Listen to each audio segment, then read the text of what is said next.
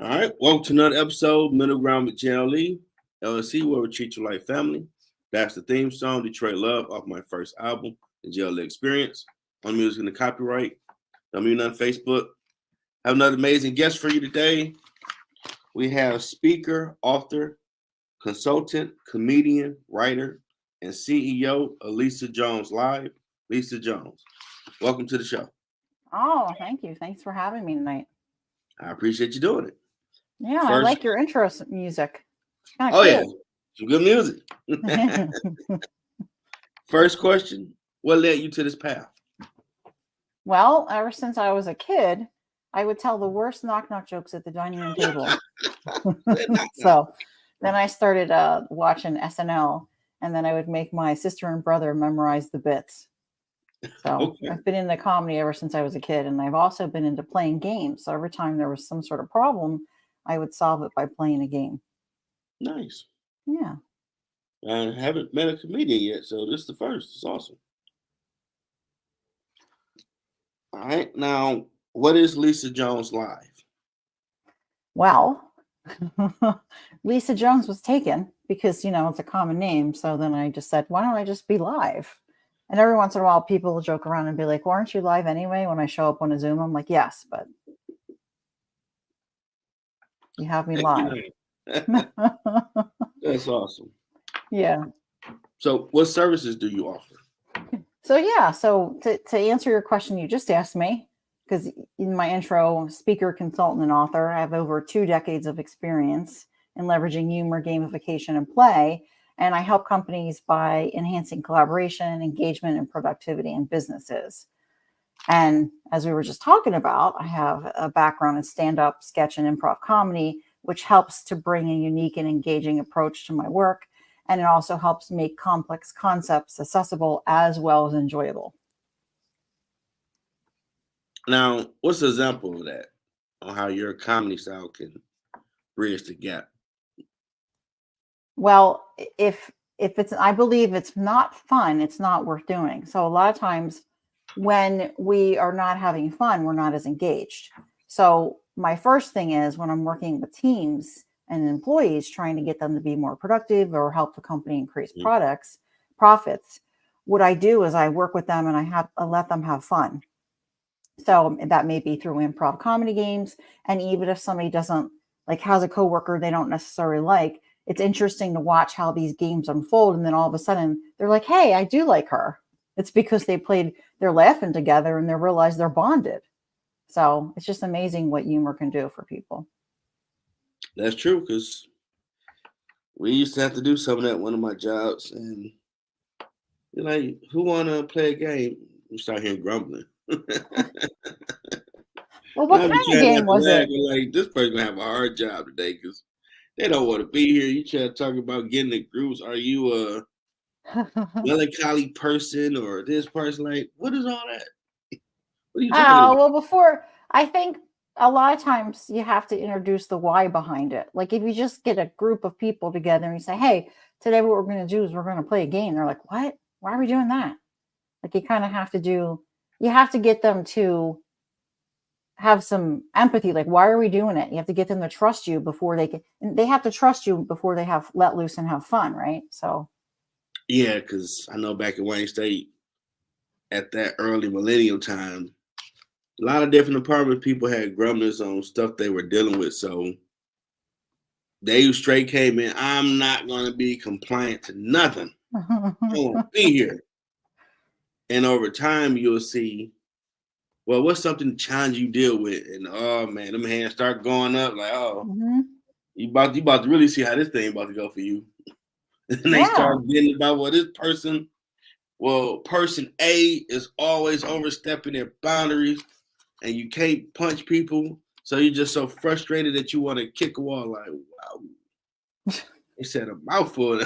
I'm just sitting there laughing. Like, how you Yeah. gonna turn that around for positive? Because I hope that person ain't in the room. Yeah, but once I mean, I find that once people are having fun, then they become more attentive.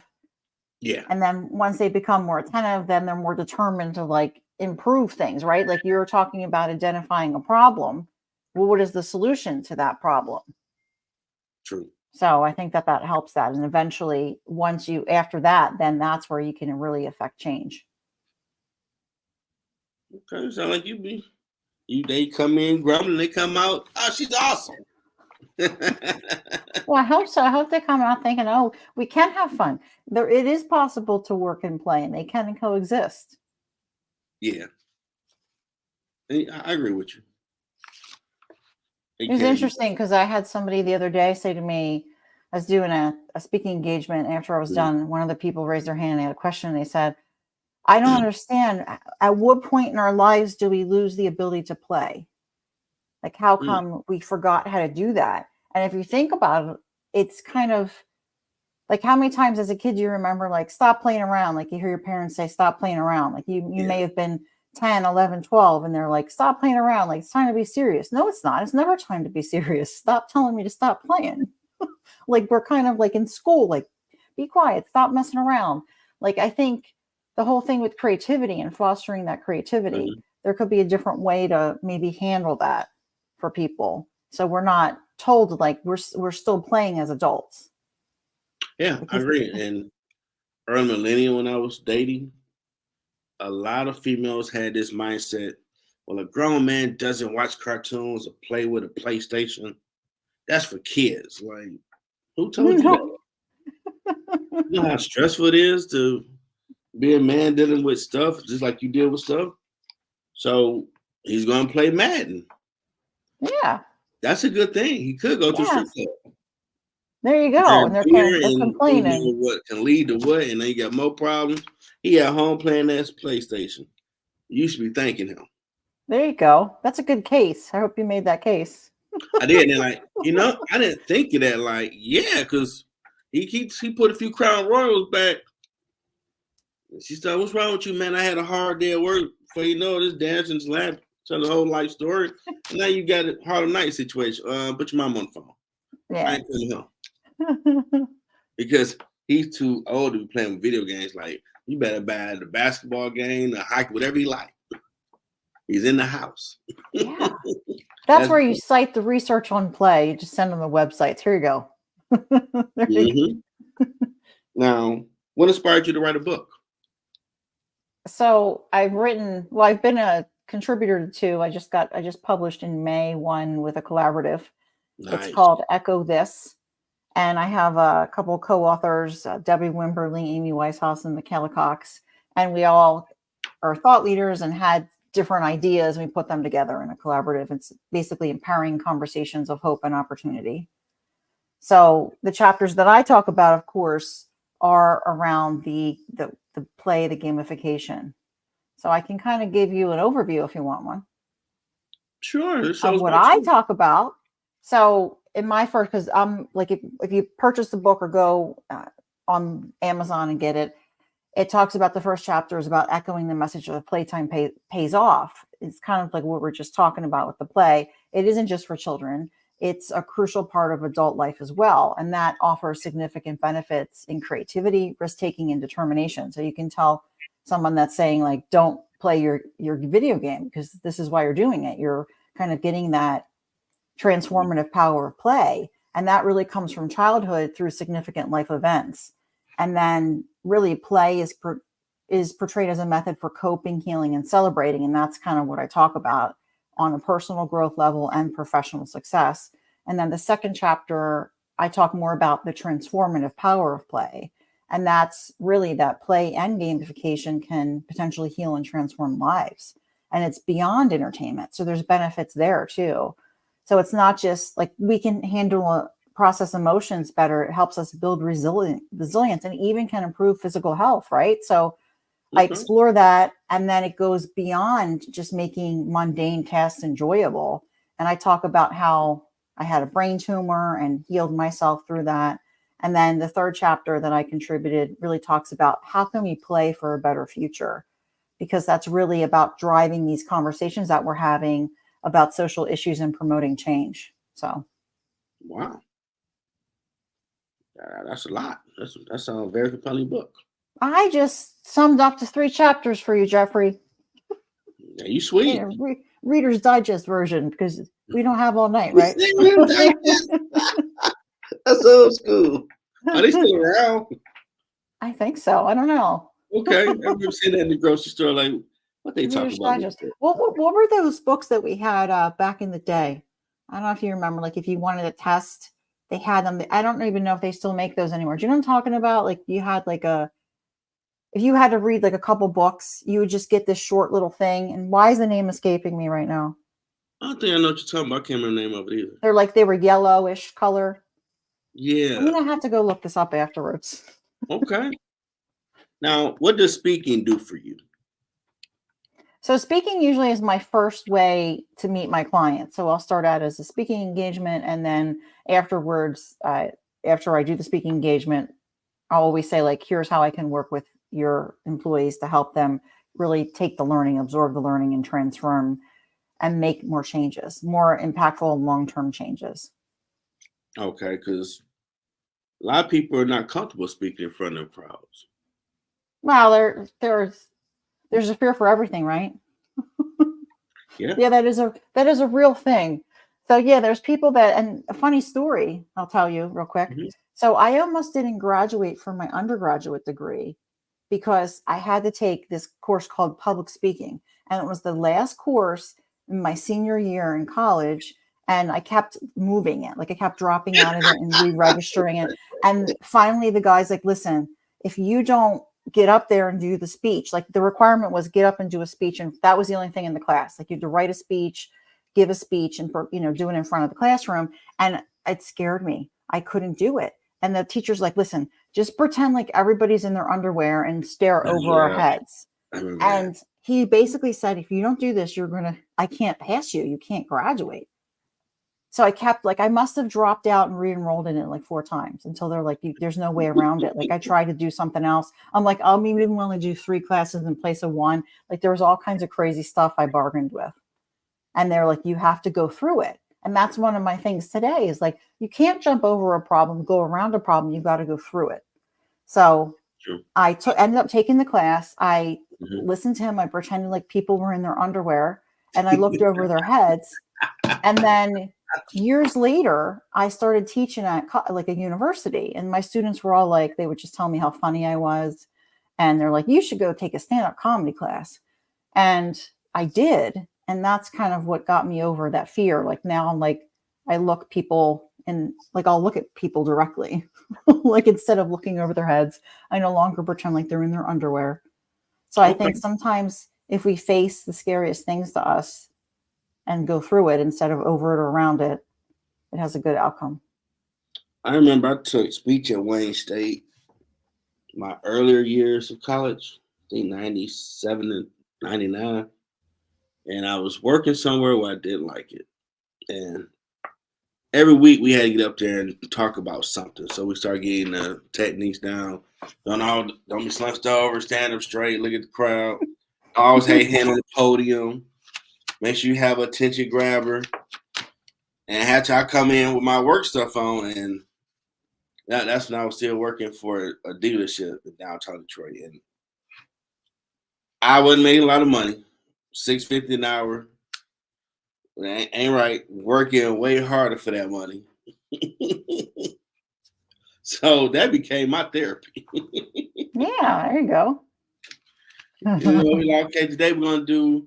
What was your day like today? Like, let me go first. Like, oh, you want to go first, Jeff? Oh yeah, man, I need to get this off my chest.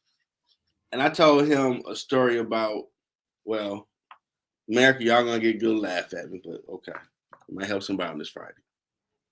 I had to go pick up some titles, Flat Rock, Michigan, in my boss's car. Like, okay, no problem.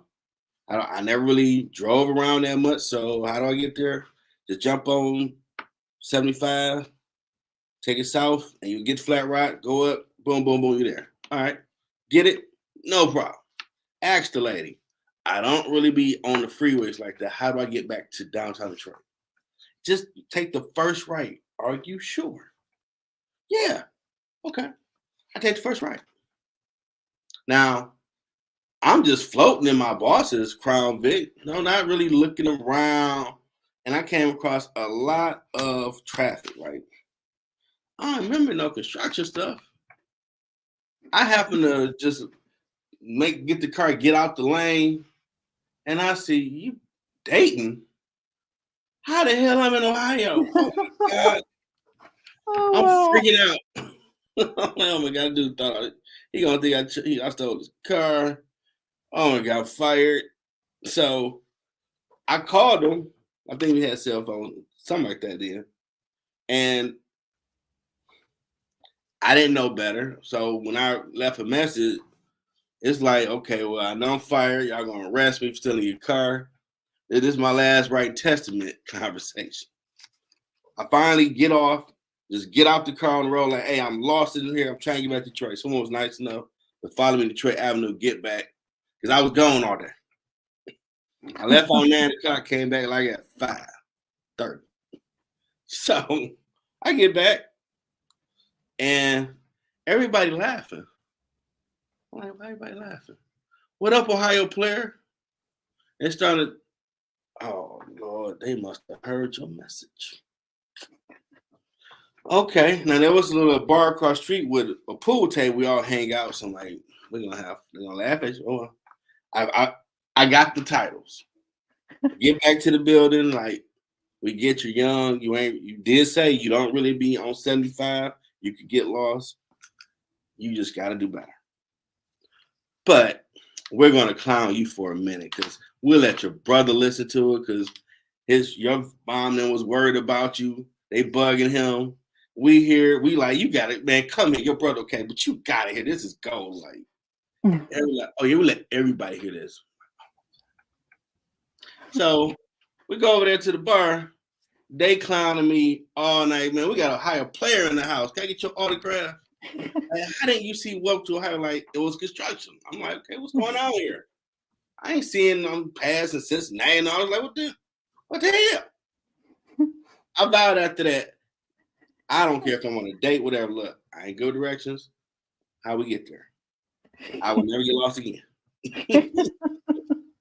So I told that story in class. They were dying laughing. Like, this happened last week. So I need to vent about this. Like, keep that, because that is gold where you can recall a story and the crowd gets all into like, what happened next? Like, yeah, this is trauma, man. You talking about I'm coming. What is wrong with you?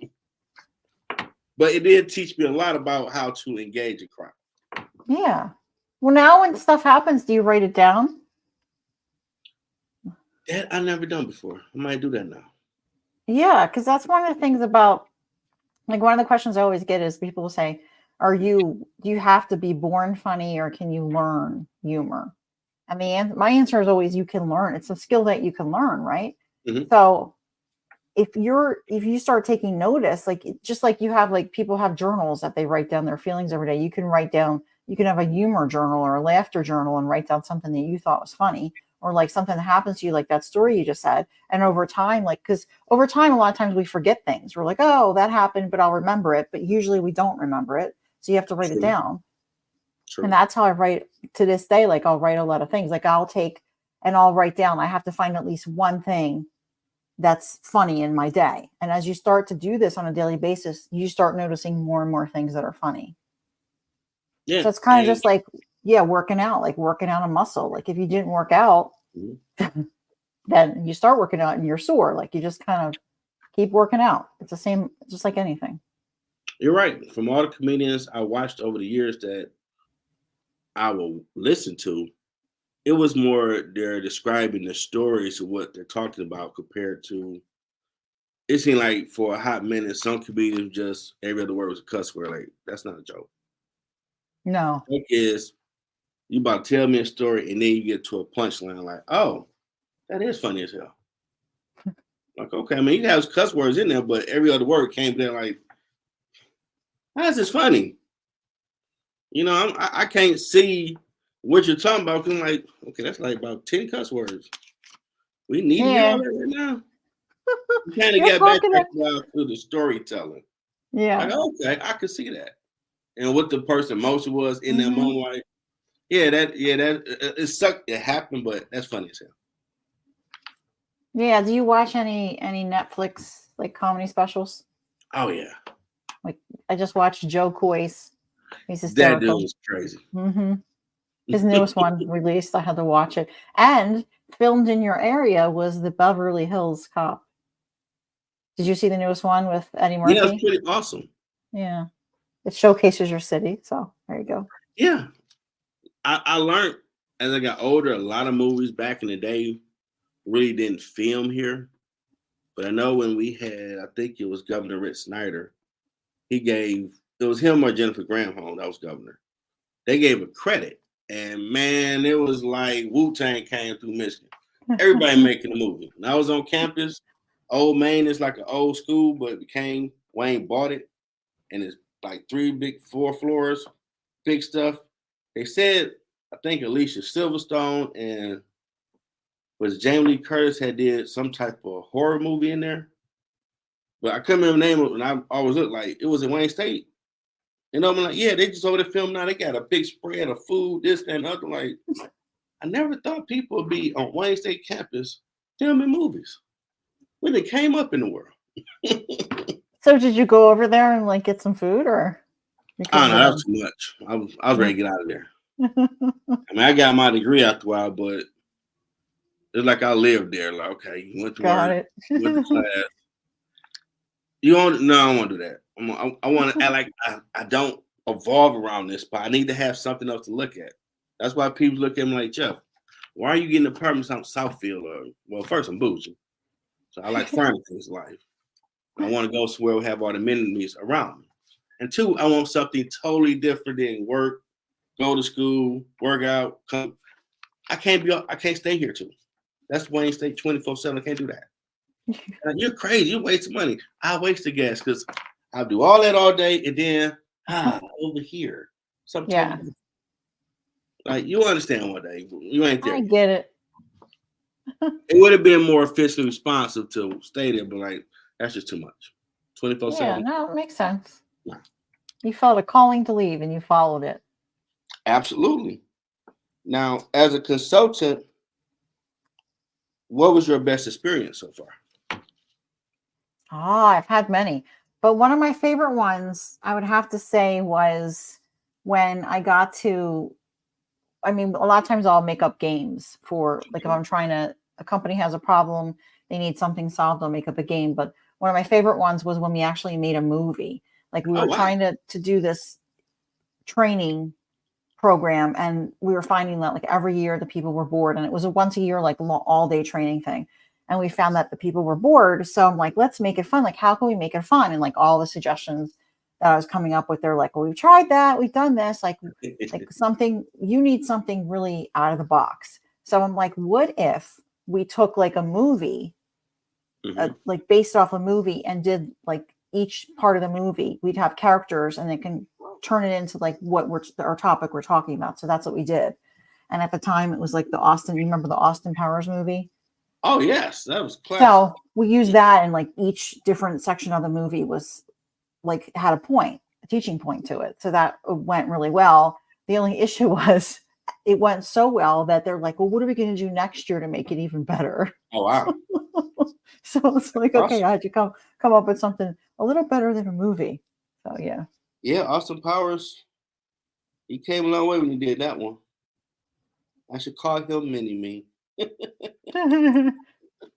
Yeah, he did. The Mini-Me wasn't in it, but we did like $1 million, but it was like a yeah. I remember that. And the funniest part was saying the chili baby back ribs. We didn't even have like the actors were actually the employees. Nice. But they did such a good job. Like they had so much fun doing it. That's cool. Oh yeah. So at first they were like, you want us to do what? I was like, this is what I want you to do. Here's your script. Like just kind of do the best you can. I know you're not professional actors, but they did a pretty good job. That's awesome. Hey, you ever tried out for roles in acting? Roles in acting? No, but I had so one of my friends, this was when, I'm trying to remember what year the Mighty Mac movie came out. Remember that movie, Mighty Mac? It was back in the day, old movie maybe it was was it early 2000s maybe? And one of my friends who was on the first season of The Bachelor. Okay. You know that show, The Bachelor, right? Mm-hmm. She was a model, and she was on the first season of The Bachelor. Okay. And I don't think she made it past like the first or second episode. But anyway, she was trying to be an actress. She was like, okay, I'm going to all these auditions. You have to come to this with me. So I went to the audition, and I got cast as she got cast as like, and we both got cast as extra, but she was like she played a student, but they cast me as a nun, which was hysterical because it was 90 degrees out. And they're like, here, put this uniform on. And you couldn't wear any makeup. So I ended up getting fired on the second day from my nun duty, which didn't pay that much. It was like below $8 an hour. It wasn't that much money. Wow. And they would ship us on buses to some location we weren't supposed to know about. Mm-hmm. And because like I guess they didn't want people there, like we weren't supposed to be telling people where we were because they didn't want people to like. There was famous people like Carla Gugino and people like that were in the movie, and Jennifer Aniston and all these other people. And I had 90-degree weather, and I had to put this habit on and this nun outfit and go sit in the stand. It was so boring. It was long hours, and they had these big fans going, but you were still hot, and it just took forever. And then the second day I came in, and they put us through a makeup check to make up. We weren't wearing makeup. And the makeup person was like, you have mascara on. I said, no, I don't. You told me not to wear any makeup. I don't have anything on. Mm-hmm. And she didn't believe me. So she's like touching my eyelashes and like, see, I have nothing on. And I got so mad. And she didn't like the fact that I was like telling her, no, I'm not. Like she thought I was just fighting with her. I said, no, I really don't have any makeup on. Well, she ended up reporting me for insubordination. Wow. And then she's like, well, I don't want you on this set anymore. I said, that's fine because I'm not wearing makeup anymore. And you seem a little bit crazy. So it's just funny. Like I get cast as a nun. My friend gets cast as like a student. So she had like a relatively good extra role. And then she ended up getting a movie credit for it, which was good for her. But then I get like, it was a running joke. Like I get fired from being like the nun that supposedly has makeup on who doesn't. Maybe she just didn't like it. And then when they put the movie out, we went to go see it and I wasn't even like, they must've cut the parts that I was in. Okay. Wow. She really didn't like you. No, so I was like, I'm not. So after that, I'm like, I'm not doing anything else. They're not can't get past makeup. I got you. Yeah. I do remember a few years back, they did a TV show. I think it was Detroit 187, where they filmed it here. And then people didn't like the depiction of Detroit, but I didn't see them trying to show it. They like just showing some good cops trying to deal with crime. Like any other cop show that got on TV. And I can't remember if it did 2 seasons. Like it was around like 2014, somewhere around there. I was like, the fact, hey, I see them down there filming. That's dope. Awesome, let's do it. Now I wouldn't mind being in the movie, but I wouldn't be the bad guy. I can't die. Yeah, there you go. In federal penitentiary somewhere. But I gotta be the bad guy. Yeah. Just running, just making havoc everywhere like Thanos. Doing it up, like just let me just go with me. Because trust me, you're gonna love it. It's gonna be a good film because I'm gonna be dastardly evil where people be watching the film start booing and hissing. Like, yeah, that's right. I'm the bad guy. Yeah, the bad guy. And I remember the other thing right before that with my friend in the Nun movie. Mm-hmm. They had selected my car to be in. They were filming The Sixth Sense around that time too. I think I can't remember. I might have around the same time I think. And I couldn't make that because I had to decline that, and it would have just been me sitting in my car. I don't even know if it would have made it in the film, but they were looking for specific color cars, and I was taking a test. So it was like, do I take my test for my license or do I go sit in the car so I chose to take my test. Not a bad move. So I missed that. Anyway. All right. Now I noticed you mentioned you teach. How long have you been a professor? Oh, I don't teach anymore. I taught at a university for about a little over a decade. Wow. Yeah. And then I left because they were only saying like I was funny. So it's like, I should be doing something else. They just think I'm funny. They're not learning. Wow, that's nice. Okay, well, we reached the near point where you promote, market, anything you got coming up. Floor is yours. Where we promote what? What's Where you promote, market, anything you have going on. promote marketing thing. I'm trying to think of what I can promote. Well, the book is relatively new. If anybody Mhm. wants to check that out, Okay. yeah. I'm trying to think of other fun, exciting things. Any other events? You still do Yeah, there's comedy? well, I have a couple performances in next month, but yeah, nothing like that's televised or anything. Okay. Any merchandise you sell? Besides the book, not right now, no. Okay. Eventually, I'll develop a game. I'm working on a game. I just haven't Nice. like sent it to anybody to design yet. Okay. It's in the works. Cool. Anything else before we move forward? No, Okay. So, what has been your biggest challenge on your journey? I would definitely have to say when I got diagnosed with my brain tumor is Wow. one of my biggest challenges because it happened to be they told me I had to have it removed, and I found out I had to have it removed 3 months before my wedding. Oh Oh, wow. that was kind of crazy. Yeah. Who does that? Yeah. So, how So did it that was work starting out? to it's starting to wrap around my sinus artery, and then they're like, "Oh, okay, well now you have to have it removed." And that was I guess, a challenging time in my journey, but it also helped me too as well because what I did was I tested out my theories about playing games to heal, and that's what I was doing after they removed it. I woke up from surgery, and I started playing games, and different people would bring games to the hospital, and I played them, and that's really where I kind of thought out these different processes that I have today. Okay. So, something good came from it. Yeah, Awesome. yeah. In your words, what has been your experience? I mean, your impact in the community. Well, I believe that if I can make just one person, if I can impact just one person every time I speak or teach something, or even if I'm doing like a stand up comedy routine and encourage them to laugh more and play more, then I've reaching my goal. I just want to make sure that people continue to embrace play and fun. And it really drives my mission to integrate playful productivity into corporate environments. And my work does unlock potential, it fosters innovation, and then it also drives results through my blend of humor and strategic play. Okay. Now, who are your comedic inspirations that you watch to? Well, let me try to hone my talent, maybe add some of that to my thing. Oh, I have a bunch. That's kind of hard to pick just one. I do like Tig Notaro. Okay.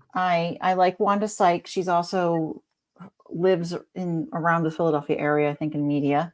Okay. So I'm a big fan of hers. Dave Chappelle, big fan of Dave Chappelle. Uh, yeah, so he cracks me up. And Joe Coy, I do like him.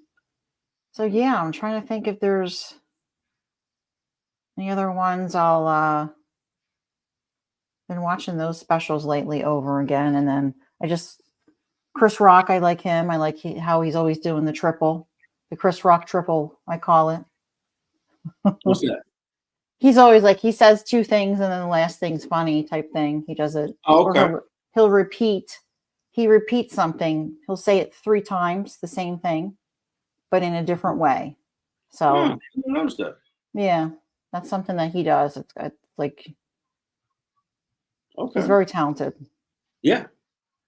Now, I do like the- Kevin go ahead. Hart. He's also from this area, Yeah, I didn't like him at Philadelphia. first, but his Laugh My Pain, that was the first one he did. I'm like, okay, he got better at storytelling. Because Oh yeah, his yeah, history and yeah. all that was hilarious. Like, yeah, okay, this is what I want to laugh at. Now, did you hear that had they still did Chappelle show, they were going to do more Charlie Murphy Hollywood stories, but his brother Eddie Murphy was going to be a part of the skit, so they actually act. Oh, I was like, oh, that would have been bananas. yeah. And then what happened? We They got him didn't. on there. Well, how the show went, Uh, where they went in another direction, wanted to take it from, then he left, then it was gone. But if all that didn't happen and they just left him alone, that would have, because everybody was watching. I mean, you could have seen no different culture on Wayne State campus, not saying Charlie Murphy. Like, that shit, what happened? Everybody said this stuff. oh, yeah. Like, heck, But you had Eddie Murphy actually do a skit. Like, I remember when Prince was on Today's Show channel on NBC, and the person asked me, like, well, there's a skit on Dave Chappelle about y'all had a game. He like, yeah, Blossoms won. I was like, this ain't make believe. This is real. That really took the show, like, they're not making this stuff up. So all the stuff Rick James, wow, this really happened. I think that part really took it to another level when he said that on live TV, like, yeah, Blossoms won. I mean, Yeah. like, Prince, then I looked up Prince Cabal. He's a point guard in high school. Like, okay, so like when Charlie Murphy say, look it up. I'm not making this up. Like, he's really not lying. This stuff really happened. And his brother was the man in the 80s. I know there was some more stories. Places they went. That's one of the things, and I can't remember if it was Dave. Was one of Dave Chappelle's shows where he does talk about Prince? It's like, and he changed his name, but like, I just like how any of his act outs, like, it's just like he's having a conversation with like one person. Yeah, that's like one of the things that he does so well. That's true. Even he had Wayne Brady on there as a thug, like Mr. Clean Cut up here wilding. Wow. Yeah. This is gold. He sits there and he says the funniest things, and like, you're just, what just happened? Oh, we've got to the hope I made you comfortable, relax, and get that Aristotle or Nietzsche type advice. Called Yoda game. So I like Star Wars. What advice do you have for someone trying to find their purpose? Someone trying to find their purpose. Well, the thing that I will say is, a lot of times, if you think back to who you were when you were, say, when you were 5 or 6 years old, what did you like to do the best? And then that's really, you should try to make sure you're still doing that today, which a lot of people find hard to do. But I think that's helping you find your purpose. Because a lot of people forget over time. That's like the big thing with playing creativity. A lot of people forget over time what brought them joy, what they did for fun, what they love to do. And I think if you revisit your inner child that way, like, what was I doing when I was 5? Like, what was my favorite thing? And kind of blend that into currently who you are today, that helps you kind of find your purpose. That's awesome. Around that time, had I known, I should have kept my original Voltron. I let my nephew play with it in the 90s. I could have probably sold that thing for $5,000 or something. There you go. Your purpose. The original, the big boy, big box. Christmas '84. My brother got the big silver boom box. I'm like, bump that garbage. You look crazy like that. Give me my Voltron. Like, man, I could have made so much money. But he lost him. I'm like, no, I had this for years. It's just a toy, Jeff. Like, this Voltron. Yeah. It's going to matter one day. And I'm still waiting on my movie, Hollywood. There you go. It's coming. Rangers. I mean, what's up? If you need them done, let me know. I'm seeing all types of stuff I never thought I'd see. I can't see Voltron. I'm just saying. I ain't asking for a lot. Made everything else from my childhood. Yeah. I never thought I'd see Transformers on the big screen. Like, wow. Transformers. What's that? Maybe one day. I just recently found the original Jeopardy game. Wow. Yeah. But you know what the sad part is? It's only worth like $40 if I sold it. What? I know. Jeopardy? It's like part of Americana. It seems like it should be more. Yeah. Maybe I should check with others. Yeah, I'm gonna keep it though. It's put it cool. out there. You might get someone that might want back for over $100. Yeah, I don't want to sell it though. I kind of like it. I can play with my Okay. daughter, and yeah, kind of cool. Man, I remember when we had the old school computers used to play the Wheel of Fortune game on there. Had the floppy disk. Yep.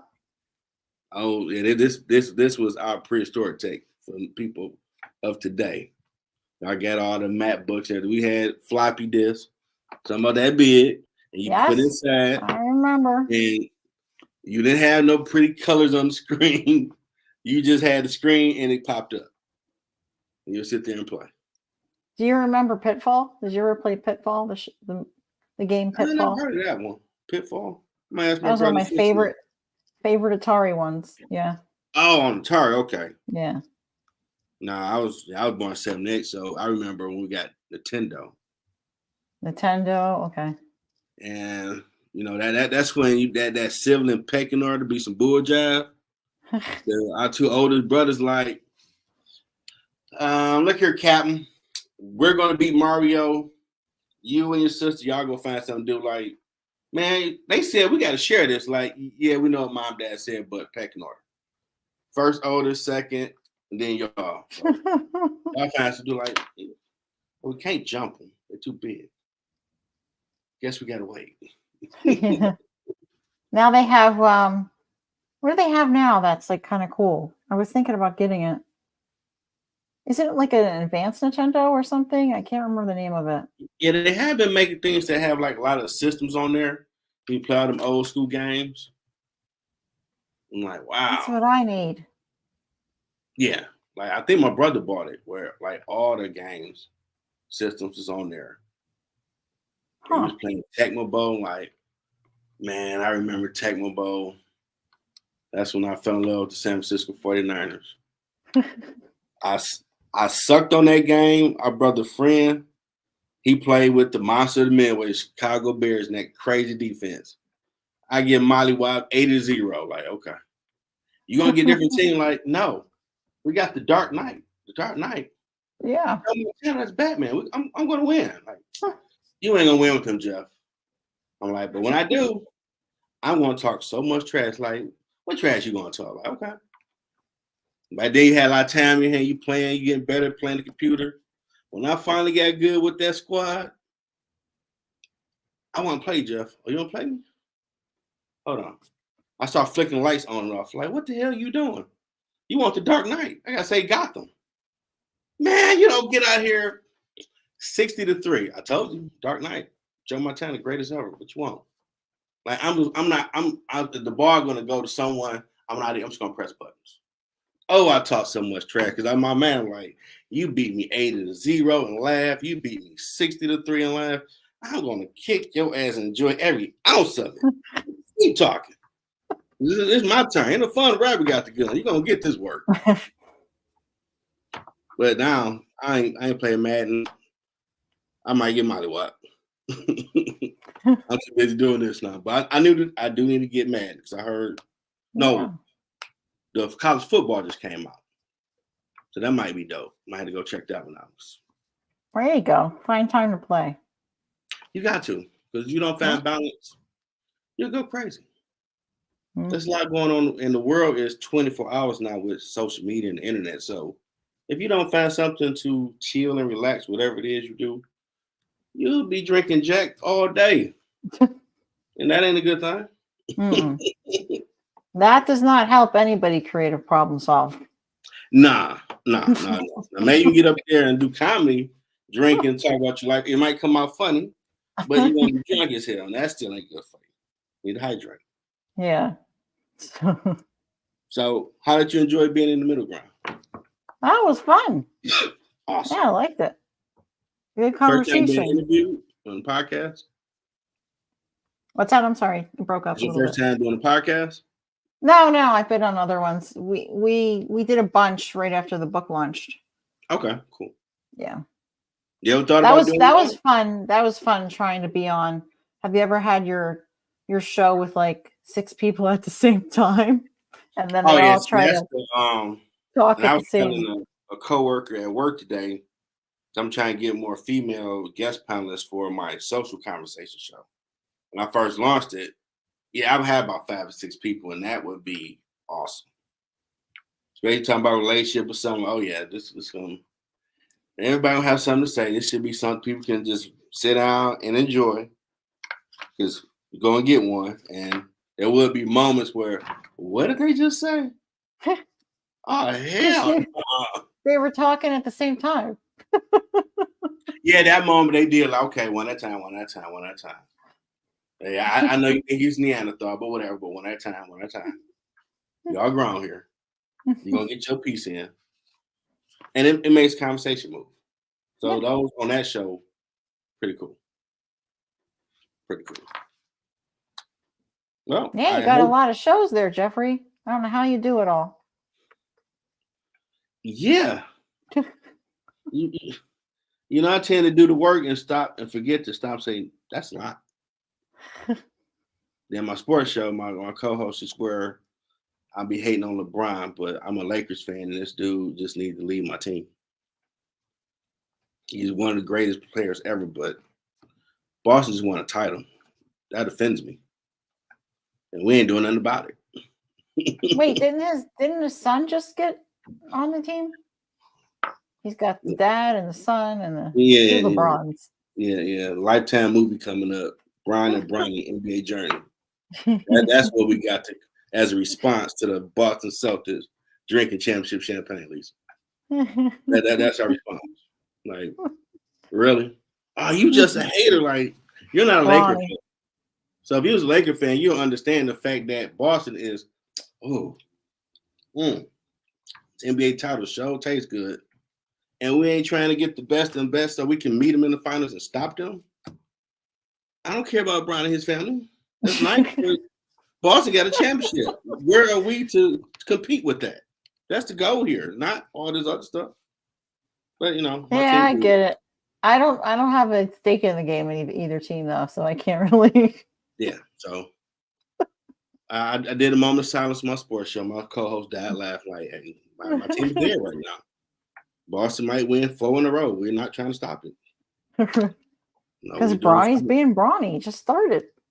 Yeah, I mean, he might be a hell of a player, but I need people that can help me get to the finals and stop Boston. But I guess I'm a Lakers fan only in a minority thinking like this. So if they start doing better, you'll be back on the team? I need to see more than a bottom feeder just trying to get into the playoffs. I got to see like top 4 seed. Then I'm like, all right, you doing something. You know, me and Kobe be proud. But right now, like, I know you got the power and you just walking around letting everybody know. You the man, you got the juice. I know, but Boston is drinking championship champagne right now, and we're not doing nothing about that. So I'm just a Laker fan waiting to retire.